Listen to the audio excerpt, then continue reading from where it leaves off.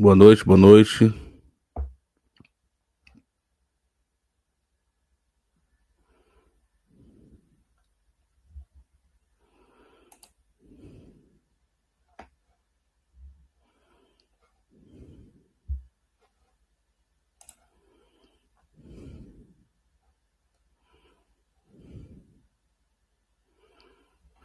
Boa noite, boa noite.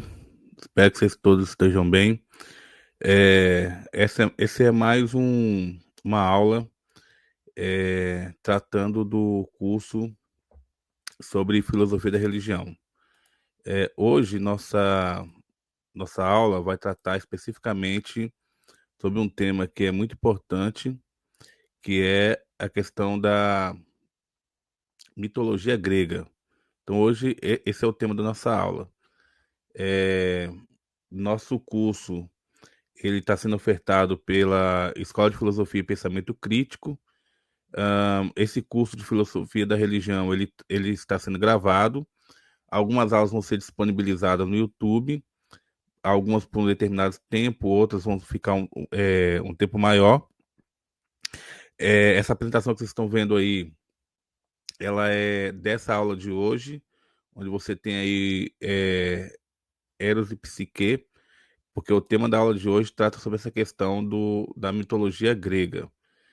Então, para começar, a gente vai dizer o seguinte: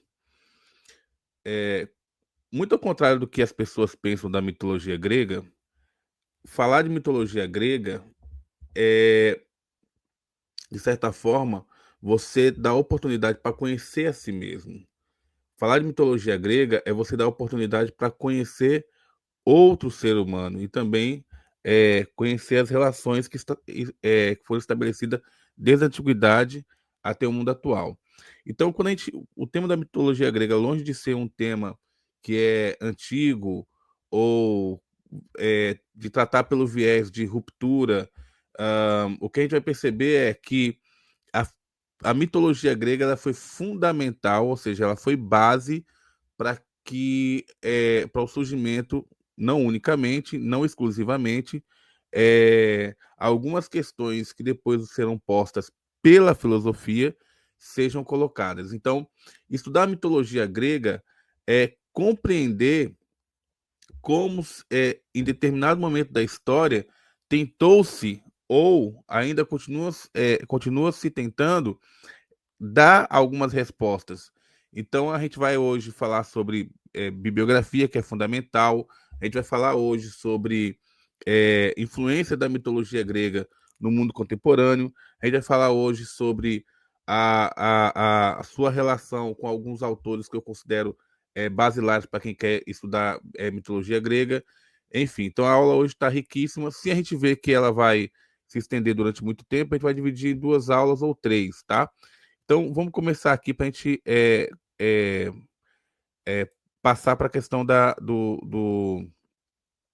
mitologia grega propriamente dita. Então, a gente vai falar um pouquinho é, sobre essa mitologia. Então, assim, ah, nós poderíamos falar sobre várias tipologias de mitologia, mas aqui nós vamos tratar especificamente da mitologia grega, porque o nosso curso ele vai pegar também a questão da filosofia, vai falar um pouquinho sobre a questão da ciência, vai abordar a questão da religião propriamente dita, para a gente compreender como essas tipologias de conhecimento, esses tipos de conhecimento, apesar de cada um ter a sua especificidade, então tem questões que são muito específicas da ciência, tem questões que são muito específicas da tipologia de conhecimento do senso comum, tem questões que são muito específicas da mitologia, mas esses conhecimentos são fundamentais porque sem muitas vezes esse ponto de partida, nós vamos chamar aqui de mitológico, ah, é, até hoje, algumas questões que são fundamentais, elas tentam ser respondidas. Então, assim,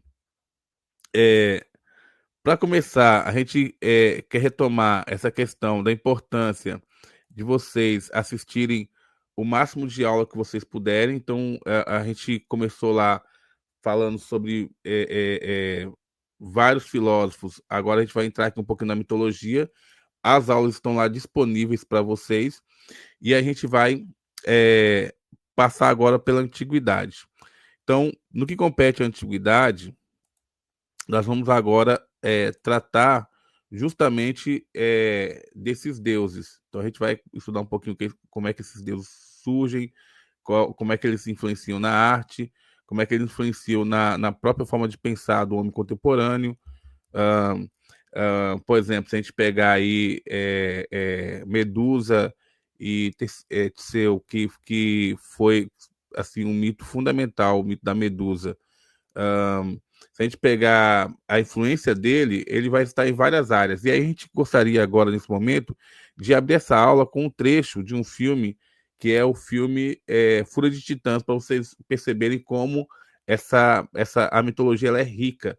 Apesar de ter surgido num momento específico da nossa da humanidade, isso não quer dizer que com o surgimento da filosofia ela acabou, tá? Então, assim, existe resposta que tanto os mitos quanto a filosofia também continuam buscando sobre a nossa origem, sobre quem somos nós, como é que esse mundo ele é ordenado, enfim. Então vamos lá, vamos ver esse trecho desse filme que ele é muito rico, tá?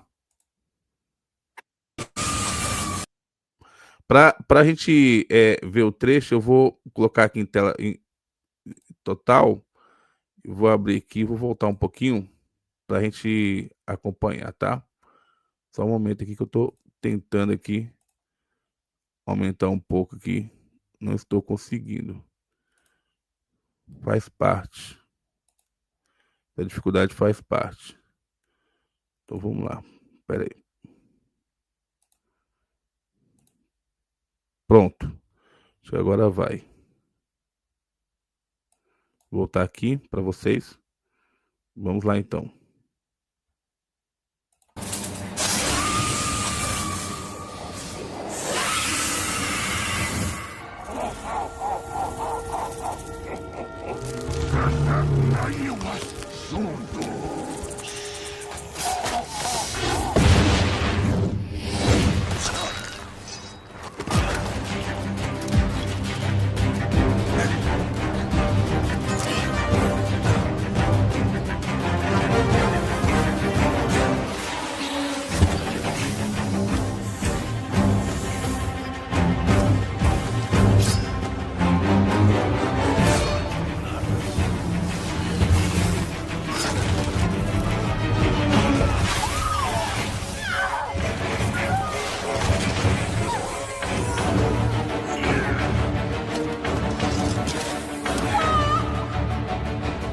Diga-lhes que homens fizeram isso.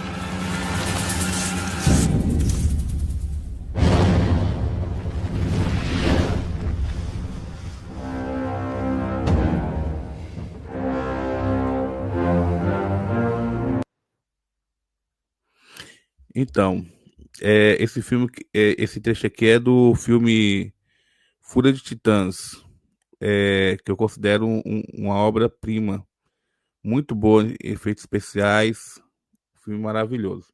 Então vamos lá, vamos seguir aqui para a gente poder falar um pouquinho sobre essa questão da mitologia grega, tá? Então, só colocar aqui na tela, ficar aqui de lado um pouquinho, tá? Veja, para essa aula eu vou utilizar o livro de filosofia da religião de Urbano Ziles, só que Urbano Ziles ele não vai tratar propriamente dito de mitologia grega, mas é um livro que ajuda a sistematizar essa aula. E o livro de Eliade, Mito e Realidade, ele tem vários livros, né, na questão da mitologia, ele é uma referência muito boa, e a gente vai utilizar aqui Mito e Realidade do Eliade. Também eu sugiro uma coleção já bem antiga, que era vendida na banca de jornal, que é Mitologia. Então, só via com o nome Mitologia, capa dura. Hoje, para você encontrar, é muito difícil. Tem o volume 1, volume 2, volume 3. Mas se você for lá no Mercado Livre, você consegue comprar essa obra-prima é, usada. Os 3 volumes. Na verdade, são 3 volumes mais um dicionário de mitologia grega, tá bom? Então a gente vai estar utilizando ele para essa aula. Tem também o livro do Luc Ferry. O Luc Ferry, ele tem esse livro que A Sabedoria dos Mitos Gregos, que também é conhecido como Aprender a Viver 2. Tem o Aprender a Viver 1, onde vai falar sobre a questão da filosofia. E aí ele pega ali desde a antiguidade, no Aprender a Viver, volume 1, e vem ali até os contemporâneos, pegando ali Nietzsche, etc, etc. E tem também a mitologia e filosofia do Luc Ferry. O Luc Ferry vai falar que os mitos eles são importantes porque eles tentam dar uma resposta ao universo ao qual os gregos estavam inseridos. Então, aquele universo, aquele cosmo para os gregos que era ordenado, onde tudo tinha uma finalidade, onde as coisas tinham seu telos, sua teleologia, o seu porquê. Então, cada coisa tinha que estar em harmonia com o universo. E ele vai dizer que esses deuses, eles tinham essa função de tentar dar essas respostas para esses, não só os deuses, mas também os deuses, no sentido dessas respostas para os antigos. Esse aqui é um volume, só que esse aqui já é outro, tá? Esse aqui já é outro. Falando sobre mitologia grega.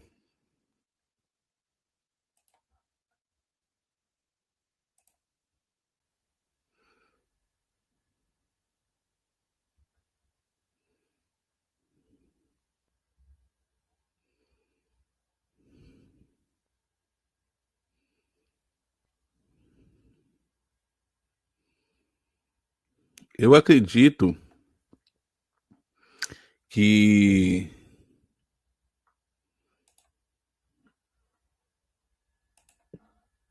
esses livros. Deixa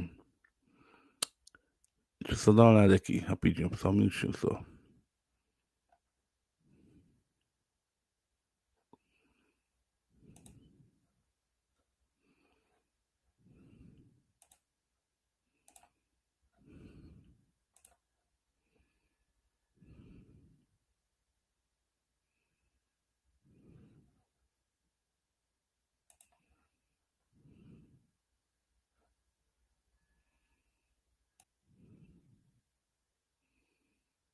Então, eu acredito que essas obras que nós estamos tratando aqui, essa que vocês estão observando aí, elas você encontra pela internet. Não é difícil de encontrar elas pela internet, não. Em PDF. E elas trazem um resumo muito bom sobre essa questão. Então, para essa aula também, a gente vai usar o livro da Marilena Chauí, então vai ser uma referência para a gente. História da Filosofia do Riale do Antissérie. Especificamente o livro de filosofia Pagã Antiga, que é volume 1. Então, História da Filosofia é volume 1, Filosofia Pagã Antiga. Então, a gente vai usar também essa obra. A mitologia grega, ela está presente em vários momentos da nossa história contemporânea. Então, por exemplo, se você pegar Hércules, por exemplo, ele vai ser filme, e aí você tem várias versões de Hércules. Então você tem o primeiro que aparece aí, que é um filme sobre Hércules, o do meio aí é uma minissérie sobre Hércules, e aí é outro filme sobre Hércules, esse último aí também. Então, você também vai ter, como eu mostrei para vocês, filmes como Fúria de Titãs, que é aquele lá que a gente mostrou um trecho da Medusa. Você vai ter a Odisseia, que é um filme que você, inclusive, pode encontrar no YouTube para poder assistir. É muito bom, faz um resumo, assim, para quem quer se aproximar desse universo, esse filme ele ajuda bastante a gente a começar a compreender como é que esses mitos trabalhavam no universo do pensamento das pessoas que vivenciavam esse mundo. E também você tem, recentemente, foi lançado pela Netflix uma minissérie chamada Troia, A Queda de uma Cidade, que vai mostrar ali a questão dos mitos, como é que eles se relacionavam, qual é a influência dos mitos na vida dos seres humanos, de que forma esses seres humanos eles eram é, influenciados, muitos deuses tinham sentimentos igual ao ser humano, eles, de certa forma, traíam, eles também sentiam ciúmes, eles, de certa forma, ora ajudavam um ser humano, ora prejudicava outro. Então, assim, e os deuses gregos, eles são imortais, então o ser humano não consegue sentir a imortalidade, da mesma forma que um deus não consegue sentir as angústias de um mortal. Mas é interessante e importante por conta disso, para você compreender essa dimensão de influência do mito no campo mitológico, no campo filosófico, no campo da ciência, no campo da arte. Então, assim, estudar a mitologia não é estudar uma história que é colocada como mentira. Na verdade, se você começa a ler mitologia, você passa a entender até a psique de, do ser humano. Então, por exemplo, se a gente vai para psicanálise, você tem termos como você tem termo como o narcisismo, você tem termos como o complexo de Édipo. Então, essas terminologias dos deuses falam muito sobre as características dos seres humanos. Então, estudar mitologia muitas vezes é entender a psicologia, o comportamento humano, não só na antiguidade, mas também no mundo atual. Você compreender a questão de como certos seres humanos acreditam ainda na concepção de destino, como outros também, mesmo acreditando em destino, dizem que vão, de certa forma, contra o seu próprio destino.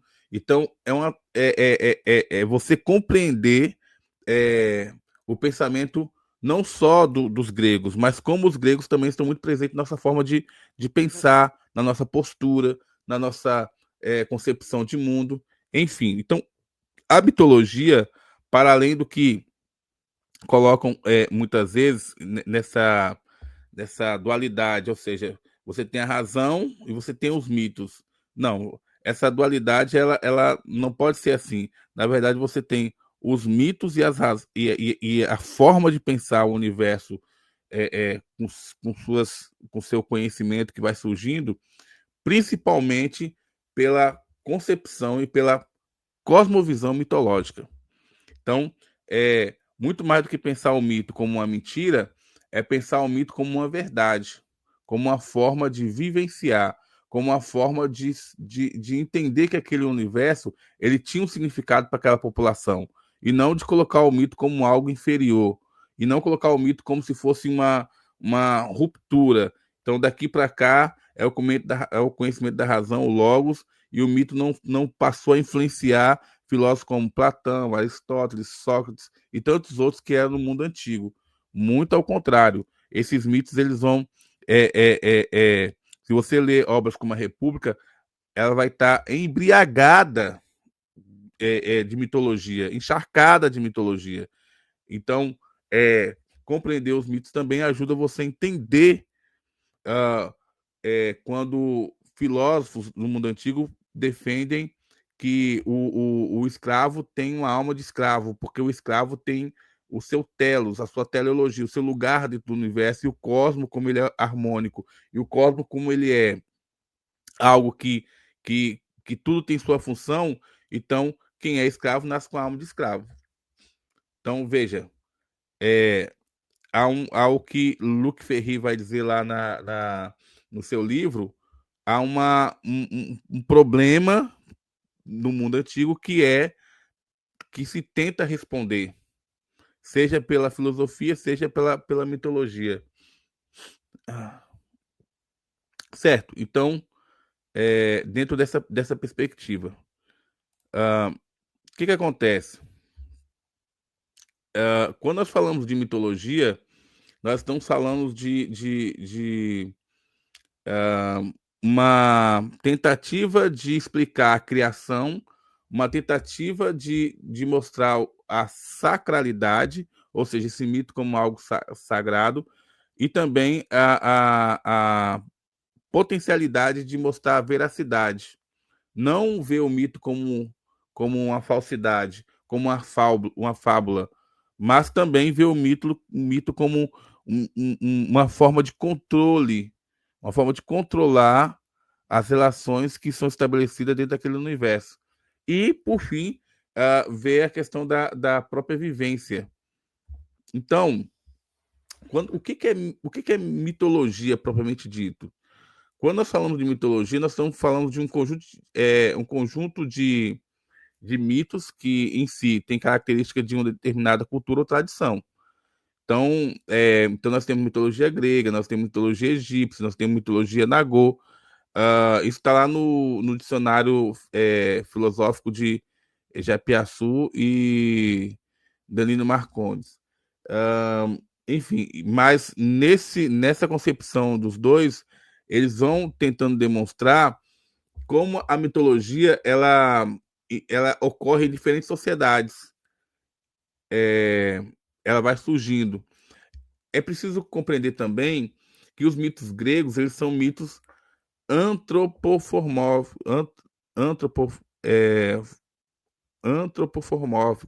ou seja, são mitos que são encarnados como seres humanos. Então, se você olha para os mitos gregos, você vai perceber que eles têm aparência de ser humano.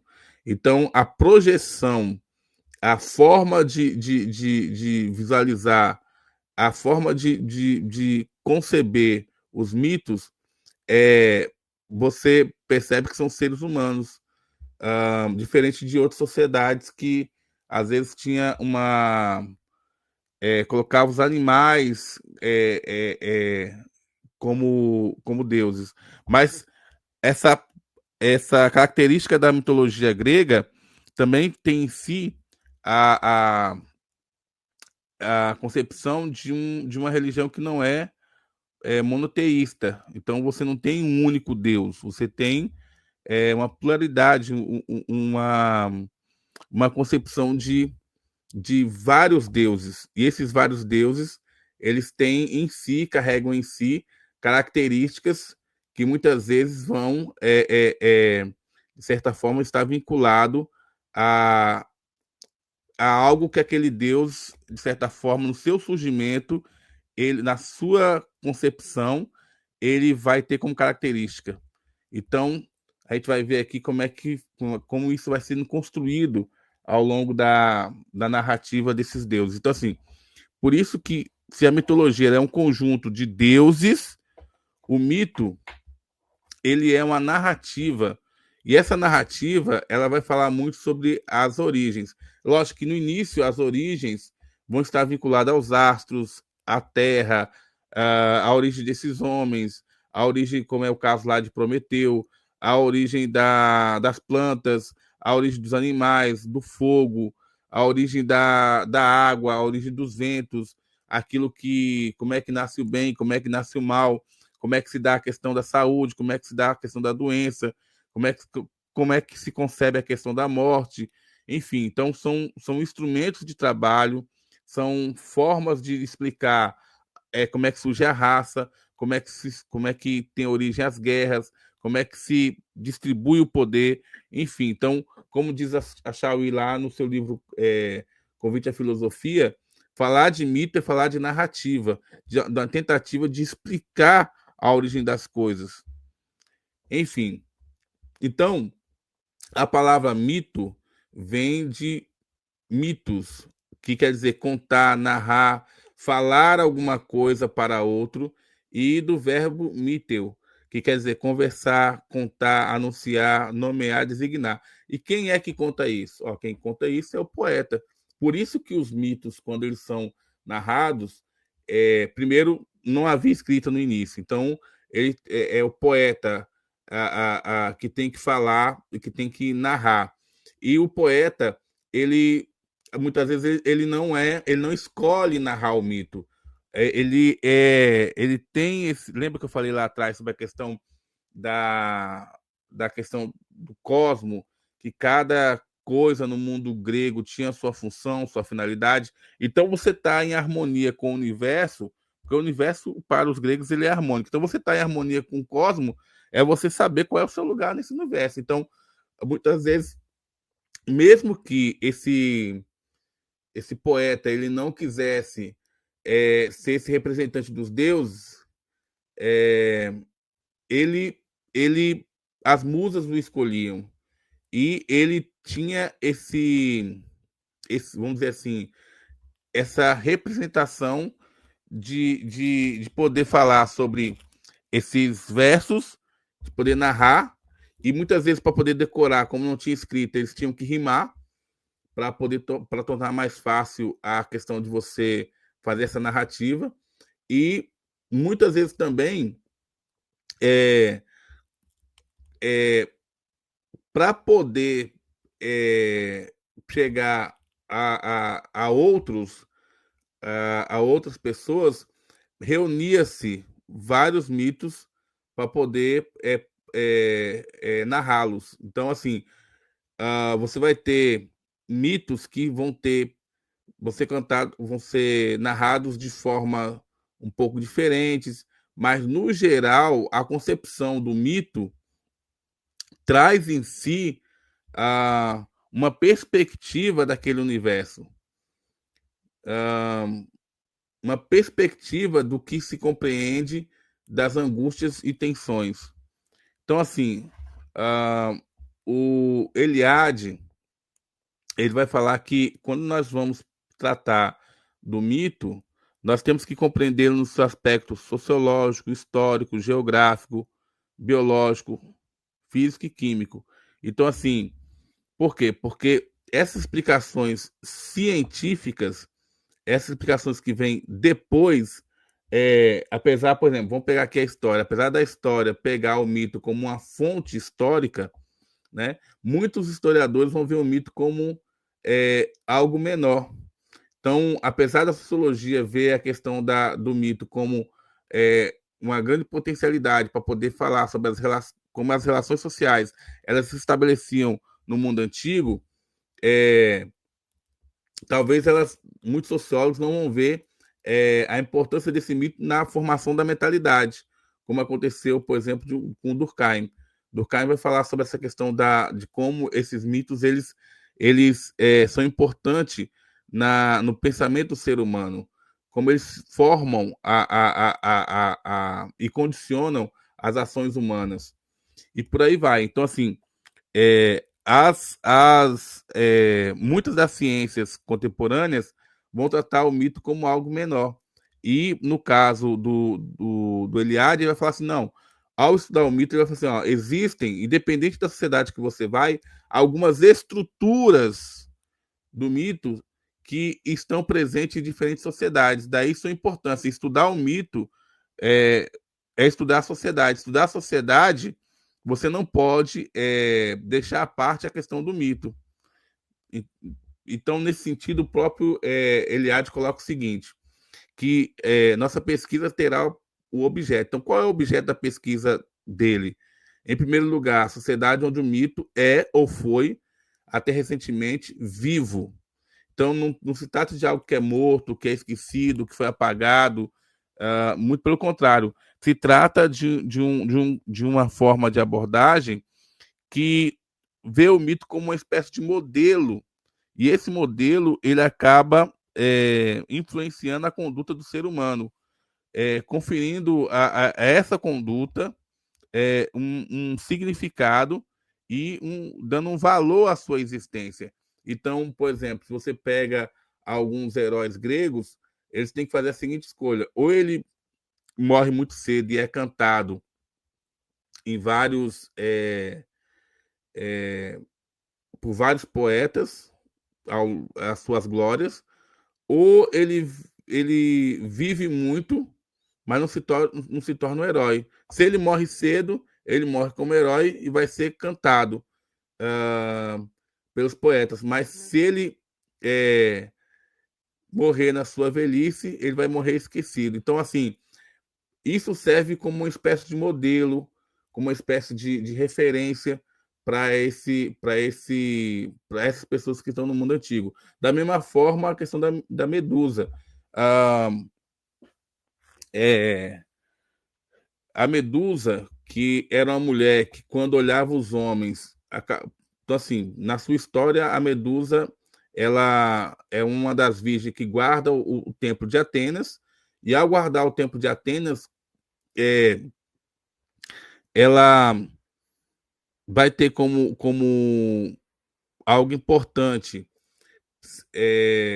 ser uma mulher virgem, mas ela é violentada, e ao ser violentada, Atenas dá como castigo, porque ela foi violentada dentro do templo, que ela se torna essa mulher que tem os cabelos de cobra e que quando olha para o homem, esse homem fica petrificado. Então, assim, era comum no mundo antigo colocar nas latas que se colocava alguns biscoitos a medusa para amedrontar crianças. Por quê? Para moldar o comportamento, porque aquilo ali era um modelo, porque aquilo ali era uma forma para poder fazer com que as crianças tivessem um certo tipo de conduta, ou seja, não abrir a lata de biscoito para poder comer. Então, veja, não é você olhar o mito como algo mentiroso, mas é olhar o mito como algo vivo e que, de certa forma, influenciava e até hoje influencia a cultura ocidental. Entre os grandes que são poetas e que têm obras, né, em nome, por exemplo, de Homero, alguns questionam se Homero existiu, outros questionam se Homero realmente escreveu essas obras, porque a, a Odisseia e a Ilíada, elas têm diferenças gritantes ali no estilo, mas o que acontece? O importante é que você tem Homero como alguém que influenciou e influencia a, a literatura ocidental de forma muito forte. Seja com Dante Alighieri, seja com outros autores, Homero é alguém que influenciou o mundo ocidental de forma assim muito grande. Então, independente dele ter existido ou não, independente dele ter feito os poemas ou não, ele é alguém que consta nos livros e que tem uma referência muito importante. E aí a gente tem também o Exildo, que é outro poeta que, lembrando que ao longo da construção da narrativa dos mitos, você tem a produção de obras como a Teogonia, E a Teogonia ela vai falar sobre essa origem dos deuses, como é que esses deuses se originaram. Esse livro aqui é um dos livros que se coloca para Hesíodo, tá? E o Hesíodo ele vai falar que no início, lá no início, primeiro criou-se o caos. O caos. Então o mundo não era ordenado, você tinha o caos. E que do caos depois gerou-se Gaia, Gaia a Terra. Ao gerar a Terra, gerou-se também Urano. E aí você já vai ter o quê? Você vai ter lá Urano, que é o céu, Gaia, que é a Terra, e por fim o Tártaro, que é a parte que fica mais embaixo da Terra. Então, essa aqui é só uma referência simples, né? Então, veja, então os deuses, os primeiros deuses ou explicações de origem do mundo estão aqui para o mundo grego. E aí também você tem as musas, né, que são que vão ser originar ou vão dar origem às musas, tá? Mas é importante que nesse período também é gerado Eros. E uma das questões que você vai percebendo ao longo da mitologia grega é que você, olha lá, você tem o caos, você tem principalmente aqui Gaia, Urano, Tártaro, e você tem Eros, que é a tentativa de fazer uma espécie de equilíbrio dessas forças que tem no universo. Então você tem aqui, repare, aqui em cima você tem aqui em cima a parte superior, né, do quadro, e aqui embaixo você tem a parte inferior, e aqui no meio como se fosse Eros, simbolizando aqui Eros, que está nessa harmonia a essas forças que são tão diferentes. Beleza. E aí, nesse processo de gerar, você tem essa busca do equilíbrio que gera a noite e a escuridão. Quando se gera essa noite e essa escuridão, Gaia acaba dando. Lembrando que Gaia é a Terra.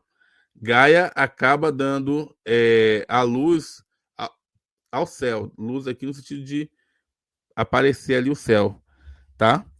E aí o céu cobre Gaia, e ao cobrir Gaia, em todos os sentidos, que como nós sabemos, ao cobrir Gaia, automaticamente vai dando origem a outros deuses.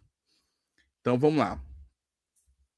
Só para a gente fazer um breve resumo, né? Gaia, que é Géia ou Gé, então, na mitologia grega, ela é a mãe. Mãe de quê? Mãe Terra. Então, ela surge ali. Quando falar Gaia, você entende que é a Mãe Terra. Como elemento primordial e latente de uma potencialidade geradora imensa. Segundo Hesíodo, no princípio surge o caos. O caos é o quê? O caos é o vazio. E deles nascem Gaia, já falei quem é, Tártaro, que no caso é o abismo, Eros, que é essa força de equilíbrio, Ébero, que é as trevas, e Nix, que é a noite. Então, veja, as coisas vão surgindo. Essa aí o surgimento, como se fosse na Bíblia, seria o Gênesis. Vai surgindo as coisas vão acontecendo, e desse surgimento, né, por exemplo, quando surge o vazio, aí tem espaço para poder surgir aquilo que nós conhecemos como terra. E do surgimento da terra, já vai surgindo outros. Ou seja, vai surgindo Urano, o céu, vai surgindo a Gaia e vai surgindo o Tártaro. E o Tártaro é aquele que está mais abaixo. Enfim, só para a gente fazer um pequeno resumo. Então, o que vai acontecer?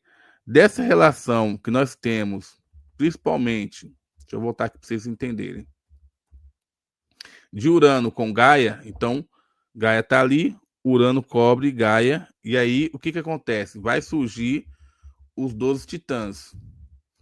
Esses 12 titãs será o Oceano, será Céus, Crio, Hiperião, Japeto, Teia, Reia, Temis, Mnemosine, e a coroada de ouro Febe e a amada Tétis.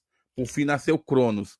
Cronos vai ser esse deus que quando nasce os seus filhos, dizem o seguinte: olha, ele é o último. Olha, esse último filho vai, de certa forma, fazer algo com seu pai. Lembra quem é? Urano. Pai de Cronos é Urano, que cobriu Gaia. Gaia, quando tinha os filhos, Urano jogava eles ao vento. Jogava esses filhos ao vento. E aí foi dado como uma das possibilidades que Cronos, de certa forma, se voltaria contra o seu pai, Urano. E com isso, o que acontece? Toda vez que nascia um filho de Gaia, esse filho era jogado ao vento, tá? Até nascer o último filho, que é o Cronos. Então, resumindo, presta assunto. Vou pegar você pela mão, vou te dar a chave de leitura. Urano cobre Gaia. Gaia tem vários filhos. Urano, com medo de um desses filhos se voltar contra ele por causa da profecia, acaba jogando todos esses filhos ao vento. Gaia fica muito triste, sente muita dor. E aí nasce 12 titãs. Desses 12 titãs, tem um que é chamado Cronos, que depois a gente vai ver, que aparece aí na foto, mas a gente vai falar um pouquinho sobre ele, tá? E aí, esse Cronos não gostava muito da forma como o pai tratava a mãe, não.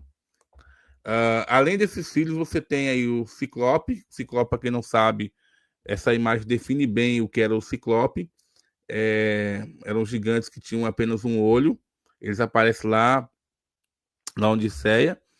E o Hecatonquiro, que é uma espécie de homem que tem 50 cabeças e 100 braços.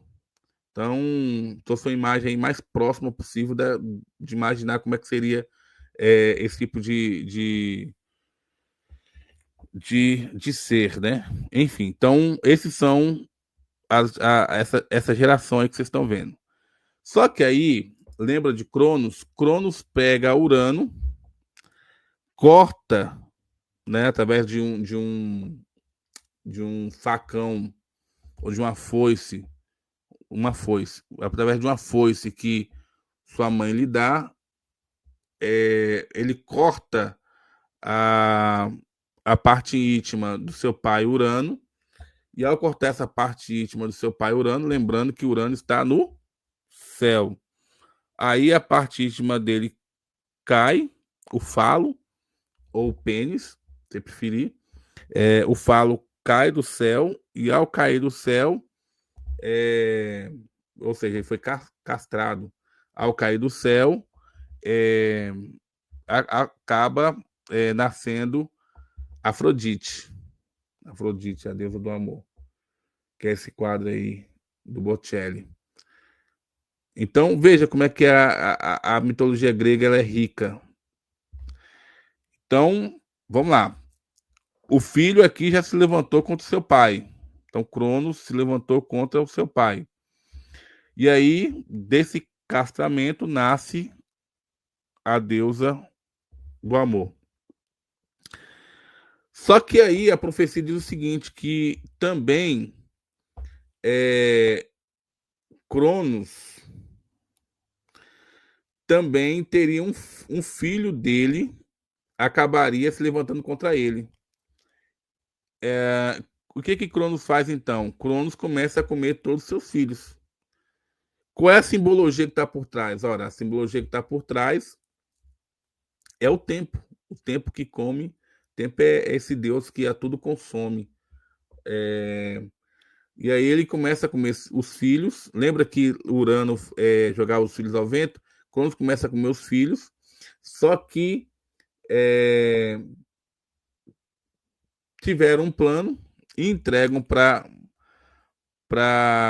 Cronos, não uma criança, entregam para ele uma pedra. Ele então coloca essa pedra para dentro e ao colocar essa pedra para dentro, ele é, tem sérios problemas e acaba vomitando. Ao vomitar, coloca os deuses que ele tinha engolido para fora. E o deus que se levanta contra Cronos é nada mais, nada menos do que Zeus. Então veja, a história se repete. Ou seja, primeiro foi Urano, Cronos se levantando contra Urano, e agora Zeus se levantando contra Cronos. Cronos cortou, a, castrou o seu pai, e agora Zeus, ao entregar a pedra para Cronos, Cronos engole a pedra achando que é Zeus, mas Zeus cresce, e ao crescer, ele se volta contra Cronos. E dessa guerra que vai haver entre os deuses, quem vence é nosso deus Zeus. E ao vencer essa guerra, é lógico que ele consegue vencer principalmente por causa da ajuda do Ciclope. Então os Ciclopes ajudam ele. E o Hecatonquiro. Esses Hecatonquiro acabam ajudando também ele e ele acaba vencendo. E aí Zeus, lógico, se ele conseguiu libertar seus irmãos, ele se torna uma referência para os seus irmãos.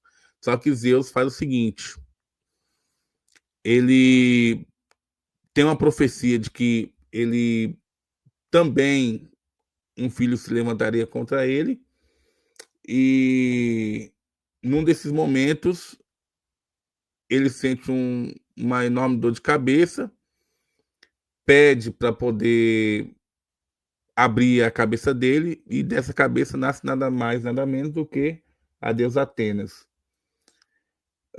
que é a deusa da sabedoria.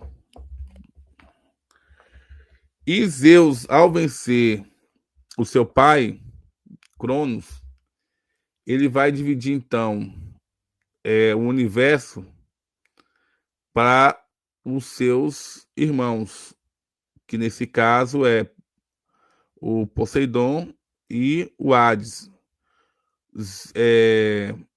Poseidon vai ficar com os mares, o Hades vai ficar com o mundo subterrâneo e Zeus com esse mundo terrestre. E o Zeus era muito mulherengo, ele aparecia em forma de águia, ficava com algumas mulheres e tinha filhos que vão se chamar de semideuses, enfim. Então é muito comum entre os deuses gregos traições. Então aquelas coisas que acontecem com os seres humanos também acontecem entre os deuses, só que os deuses são eternos. Mas compreender os deuses é compreender também a psicologia humana. Enfim, então, quem são os principais deuses assim que nós vamos conhecer com maior propriedade, ou que vai ser muito influente no mundo ocidental? Na verdade, toda a mitologia grega ela traz em si uma influência muito forte, mas, por exemplo, nome como Zeus, que é o deus dos céus, dos raios, dos relâmpagos, que mantém a ordem e a justiça na mitologia grega, ele é um deus muito importante, muito citado. Então você pega mesmo aquele desenho de Hércules, tem um desenho de Hércules, você vai ver que Zeus aparece constantemente. Era, como era, é, por ser casada com Deus, ela vai ser a guardiã do casamento, das bordas, da maternidade. Então, essa era. Poseidon, que vai ser representado por esse tridente, que depois o Ocidente vai pegar o tridente, vai distorcer e dizer que o tridente ele é do diabo. Mas Poseidon tinha esse tridente justamente porque ele vivia nos mares, e a gente sabe que o mar não tá para peixe, não é fácil. Então ele precisava desse tridente para poder controlar e comandar os mares. Então é Deus do mar, Deus da tempestade, Deus dos terremotos, Deus dos cavalos. Atena já falei para vocês, também conhecida como Minerva pelos romanos. Ela é uma divindade da sabedoria, da inteligência, do senso de justiça e também das grandes artes.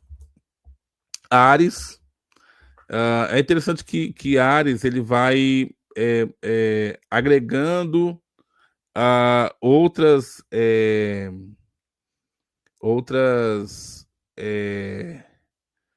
adorações ao longo da sua trajetória enquanto Deus. Então, assim, é o Deus da guerra. Muitas vezes, assim, se não tiver e aí tem algumas passagens que não tem guerra, e aí o que acontece? O Deus do subterrâneo não fica feliz, porque a paz não leva ninguém para o submundo. Então é preciso ter uma guerra. Então aí ele conversava de vez em quando aí com Ares. E Ares, por sua vez, é aquele que quer derramamento de sangue, que quer ver um povo lutando contra o outro. Então, assim, não era um deus muito popular entre os gregos e era visto como um deus temperamental. Só que era um deus muito corajoso. Então, daí a importância desse deus. Deméter, que é a deusa da colheita, da agricultura, então muito cultivada, muito cultuada, por conta que às vezes não os gregos não iam querer ter uma colheita ruim. Então era muito comum nessa época sacrifícios, e aí para que a plantação de trigo, a plantação daquilo que era feito ocorresse tranquilamente, então fazia essa adoração a Deméter. Apolo, quando a gente estudar, na verdade já tem, né? Porque eu já gravei, acho que é 2 aulas de Nietzsche. Aí quando a gente chega lá em Nietzsche, vocês vão perceber que Apolo e Dionísio, eles são antagônicos, mas complementares. Antagônicos porque um é um polo e o outro é o seu oposto. Mas, para Nietzsche, tanto Apolo quanto Dionísio, eles são fundamentais para formar a tragédia grega. Apenas como exemplo. Quando Nietzsche vai tratar da tragédia grega, ele não fala que deveria ser Apolíneo apenas. Ele também vai falar que deve ser Dionísio. Dionisíaco. Então, é o deus do sol, da luz, dos oráculos, da verdade, da profecia, da cura, das doenças, da música, da poesia, do arco e da flecha. É um deus que ajuda a iniciar aí os jovens no mundo dos adultos. Trata da beleza masculina, da perfeição, da harmonia, do equilíbrio, da razão. Então, o que hoje a gente, assim, tem debates de forma calorosa sobre a questão da homossexualidade, no mundo antigo não existia isso, não. A homossexualidade é um fato dado, e quem, abre aspas, era inferior, fecha aspas, eram as mulheres. E aí a inferioridade ela se dava. Lembra que eu falei que lá no cosmo grego existia uma harmonia e cada coisa tinha sua finalidade, ou seja, cada coisa nesse mundo harmônico. Para que o mundo tivesse essa harmonia, é necessário que as pessoas e as coisas encontrassem seu lugar. para os gregos não existia nada inútil. Então hoje você olha para o ser humano e fala, pô, cara, você é um ser inútil. Para os gregos não existia essa questão de inutilidade. Por quê? Porque cada coisa tinha sua finalidade. Então, eram inferiores no mundo antigo mulheres, crianças e metecos. A pessoa não sei o que é metecos. Meteco é um estrangeiro. Inclusive, o Aristóteles era um meteco. Você vê, um dos maiores filósofos que, que da antiguidade, ele era um meteco. Ele era um estrangeiro, ele não era, nasceu ali em Atenas. Enfim, então esse é o deus Apolo. Hefesto é deus dos ferreiros, do fogo, dos metais, dos artesãos e da metalurgia. Então, era ele que fazia essa parte aí da metalurgia. Afrodite, deusa do amor, da beleza e da sexualidade. E Hermes. O Hermes, ele vai se transformando ao longo da sua história. Então, ele é deus da fertilidade, dos rebanhos, da magia, da, das estradas, das virgens. Depois ele vai passar a ser um deus também vinculado às mensagens. E aí os deuses vão utilizar o Hermes para enviar mensagem. Então ele é patrono dos ginásios, ele é patrono dos ladrões, ele é patrono dos diplomatas, dos comerciantes, da astronomia, da eloquência. E também ele ajudava, né, a guiar ali aquelas almas que vão para o Hades. Lembrando que a relação das pessoas com os deuses não é a mesma relação que nós temos. Então, por exemplo, hoje nós falamos assim: existe o pecado. Então eu tenho que andar certinho, porque senão vai que, né, eu não vou para o céu. Os deuses gregos não conheciam essa palavra pecado. Não se cultuava Deus grego por causa de pecado. Não se cultuava Deus grego para poder ir para o céu. E também o contrário é verdadeiro. Não se fazia culto com medo de ir para o Hades.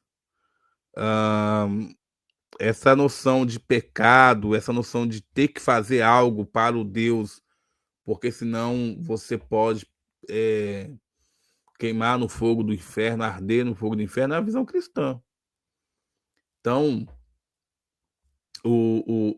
essa culpabilidade, essa forma de pensar assim, poxa, se eu não fizer de acordo com Deus. Eu vou pegar aqui um exemplo. Então, eu tenho medo de amanhã morrer e ir parar nos quintos dos infernos. Aí o que eu faço? Eu vou lá, final de semana, faço uma oração. Se for necessário, em um local ou uma religião que só seja de meia hora, para não demorar muito, que eu tenho que voltar para casa, mas vou lá, dou o signal e pronto. Poxa, eu tenho que pagar o pedágio para chegar no céu. Para os gregos isso não existia. Não existia. Então, assim, você tem uma coisa muito forte nos gregos que é o destino. E destino para o grego não é você. Quanto mais você corria desse destino, como acontece lá em Édipo, mais você vai de encontro a ele. Mas você não precisa ficar preocupado de, por conta desse destino, ir para o céu, para o inferno. O destino aqui é algo que vai acontecer independente da sua vontade. Você pode lutar, lutar, lutar, mas que você vai. Aquilo vai acontecer com você, como é o caso que eu já citei de Édipo. Ou como é o caso do Narciso. Então, quando o Narciso ele nasce, ele é um jovem, ele de criança é muito belo, e tudo que olhava para Narciso se apaixonava, tudo que tinha vida, lógico, se apaixonava por Narciso. E o oráculo vai dizer que, lógico que a história é mais complexa, o oráculo vai dizer que não deixasse Narciso olhar para si. Se ele não olhasse para si, ele jamais, ele jamais ia acontecer algo de ruim com ele. Mas se ele, no dia que ele olhasse para si, aí a coisa desandava. Ele então um dia se abaixa para tomar uma água no rio e olha para si mesmo, e ao olhar para si mesmo ele se apaixona. Ao se apaixonar por si mesmo, ele fica encantado ali com sua imagem, até que por algum motivo ele cai no rio e vem a morrer. Onde ele morreu, nasceu uma flor chamada Narciso. E aí a psicanálise pega esse mito e fala sobre pessoas que são narcisistas. É lógico que tem uma questão complexa por trás disso. Mas Caetano Veloso também faz aquela música porque Narciso acha feio que não é espelho. Quando ele fala que vai para São Paulo, ele chega em São Paulo e. Nossa, a música é linda, é Sampa. E tem também influência dos deuses na própria. Além dessa música e outras músicas, e na própria formação de banda brasileira, como é o caso do Titãs. Titãs faz uma referência aos Titãs que nós acabamos de falar aqui. Enfim, então a mitologia ela é extremamente influente no mundo ocidental para todos nós. E aqui é o nosso Dionísio. Dionísio, que é o deus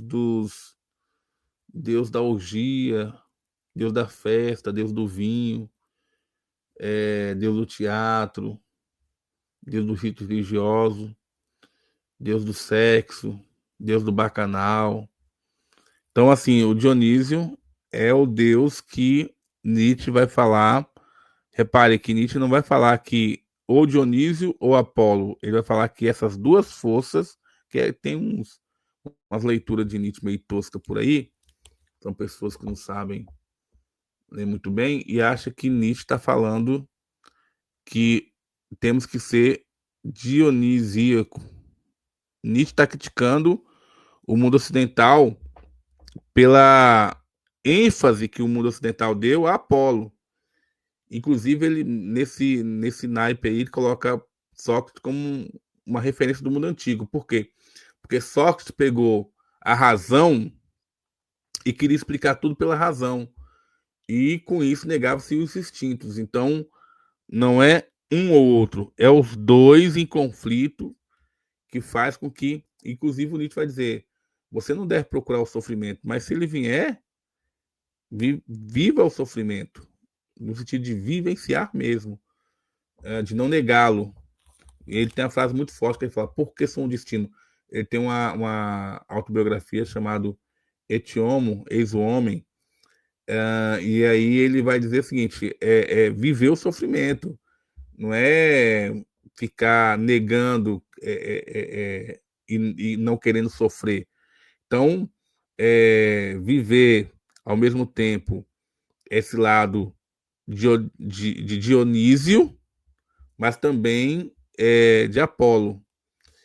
Outra banda que foi muito influenciada é o The Doors. The Doors. E aí o The Doors cita, quem lê muito The Doors vai ver que tem lá, ele citando que leu o Jim Morrison, que é o vocalista do The Doors, falando que leu Nietzsche. E assim, alguns falam que Jim Morrison vivia de forma dionisíaca. Se viveu ou não, não é tema da nossa aula. O que eu estou tentando mostrar para vocês aqui é a influência desses deuses na vida das pessoas, ao ponto desses deuses ser fundamentais para compreender o mundo contemporâneo. Então, quer compreender o mundo contemporâneo? Estude mitologia grega. Enfim, então, essa foi nossa aula de mitologia.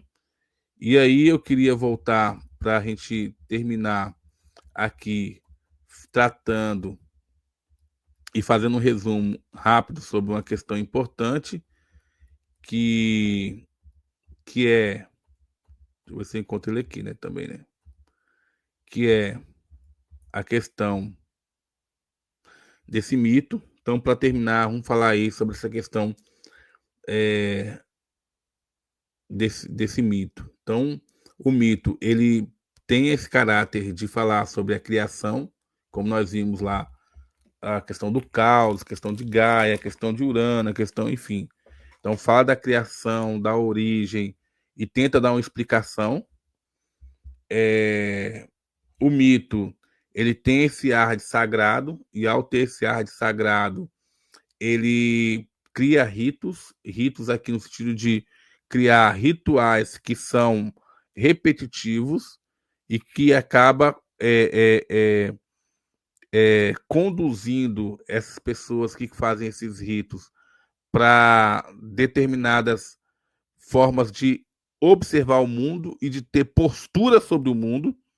O mito, ele tem a sua sacralidade, e a sacralidade não pode ser explicada pela razão.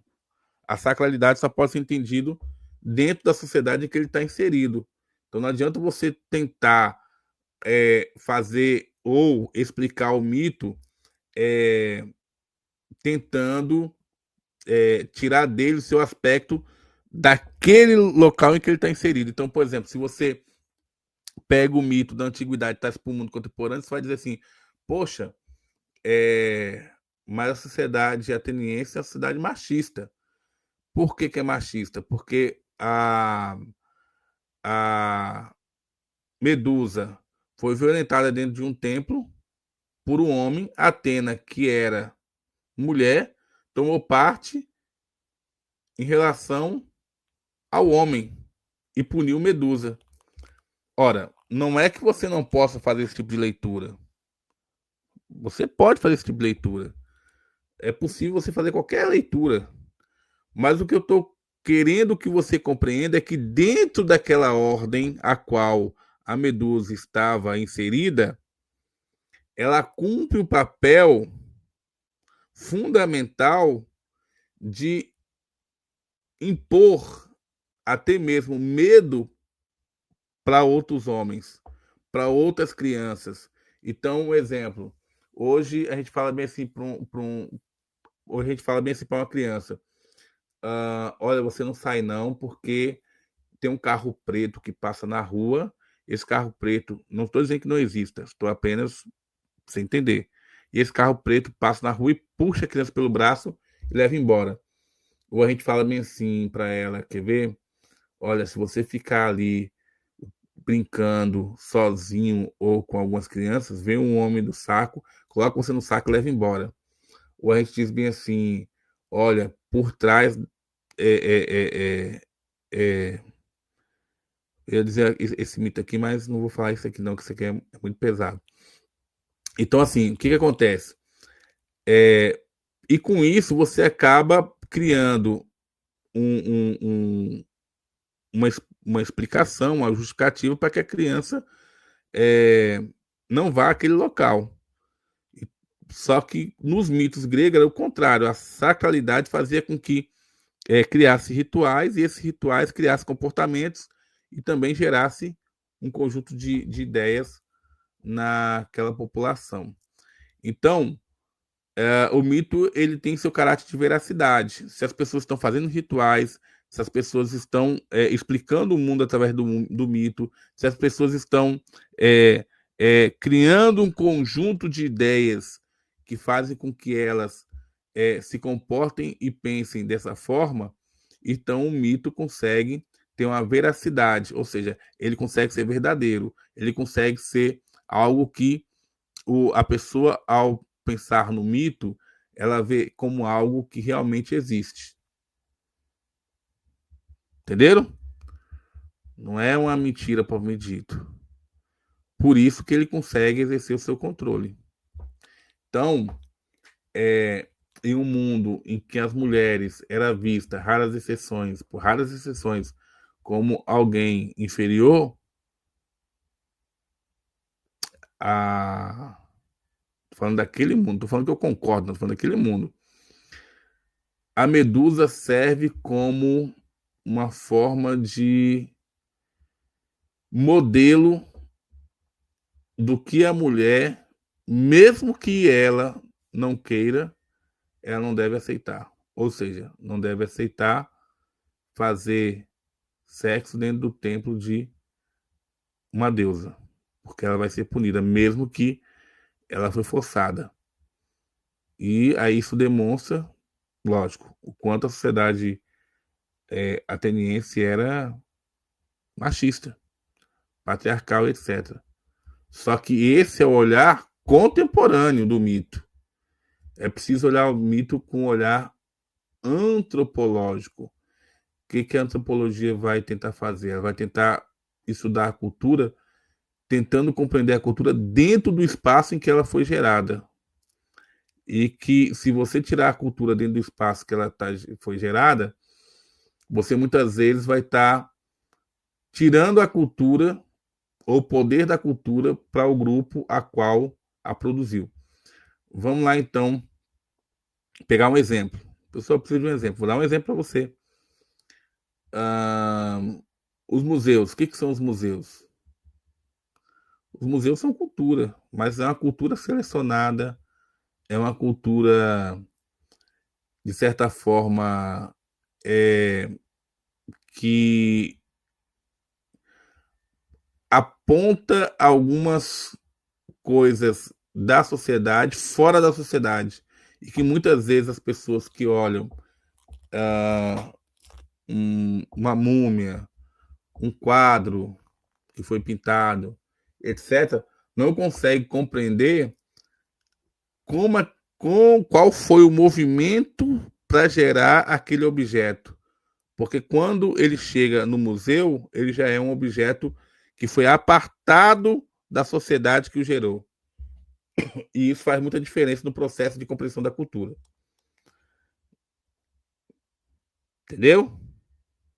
Então, se você quer entender os mitos, você tem que entender ele como um instrumento de controle dentro da sociedade que o gerou, não fora.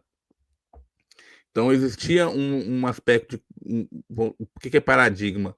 Um modelo para tentar explicar e controlar ao mesmo tempo. Explicar e controlar ao mesmo tempo. Como é o caso, vamos pegar aqui, quando Ícaro vai voando, vai voando, vai voando com suas asas de cera até chegar ali próximo ao Sol. E o que acontece? As asas de cera derrete e ele cai e morre. Por que isso acontece? Até virou a música de Biafra, né? Voar, voar, subir, subir. Enfim. Então, o que está por trás disso aí? Está por trás dizendo assim, olha, beleza, os homens querem ter conhecimento? Beleza. Os homens querem fazer ciência?